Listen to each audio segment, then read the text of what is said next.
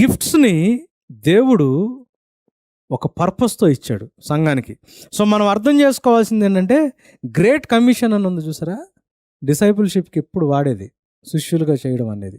ఇదంతా ఏంటయ్యా అంటే, నేషన్స్ని దేవుడు, మనుషులు పాపం చేసినప్పుడు దేవుడు డివైడ్ చేసిన నేషన్స్ని క్రీస్తు ప్రభువుకి అధికారం ఆయన చేతికి ఇవ్వబడిన సంగతి మనకి ఇప్పుడు తెలుసు కాబట్టి, సువార్తలో మనకు అర్థమైంది కాబట్టి, ఆ నేషన్స్ మొత్తాన్ని క్రీస్తు ప్రభు యొక్క అధికారం కిందకి మనం ఏం చేస్తున్నాం, రీక్లెయిమ్ చేసుకుంటున్నాం.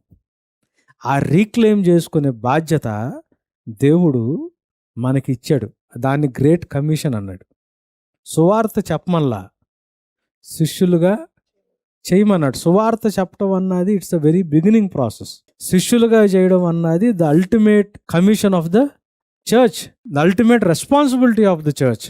వారానికి ఒకసారో నెలకు ఒకసారో మైక్ వేసుకుని నేను రోడ్డు మీదకి వెళ్ళిపోయి జనాలు వినకపోయినా 4 తన్నులు తినిచ్చుకునైనా 4 తిట్లు తినిచ్చుకునైనా 4 ప్లకార్డులు పట్టుకుని గబగబా యేసు ప్రభు గురించి చెప్పేసి ఇంటికి వచ్చేస్తే నేను సువార్త చేయడం అది కాదు కదా. అది కాదు, శిష్యులుగా తయారు చేయమన్నాడు. సో మనకి ఈ పాయింట్ అర్థం అవ్వాలి. ఇప్పుడు యేసు ప్రభు ఏమంటున్నాడు చూడండి, దేవుని ఆత్మ వల్ల నేను దయ్యములను వెళ్ళగొట్టుచున్న ఎళ్ళ నిశ్చయముగా ఎవరిది వచ్చింది రాజ్యం? యేసు ప్రభు మాట్లాడుతున్న మాటలు, నేను దయ్యాలు వెళ్ళగొడుతున్నానంటే ఏ రాజ్యం వచ్చిందని? దేవుని రాజ్యం వచ్చింది. సో ఏ నేషన్స్ అయితే డివైడ్ అయిపోయి ఉన్నాయో వాటిలన్నిటిని మీరు వెళ్ళి రీక్లెయిమ్ చేసుకోండి అని. రీక్లెయిమ్ చేసుకోవడానికే మిషనరీస్ ఇండియాకు కూడా వచ్చారు. కాబట్టి ఇండియాలో క్రీస్తు ప్రభువుని గురించిన సువార్త వచ్చింది.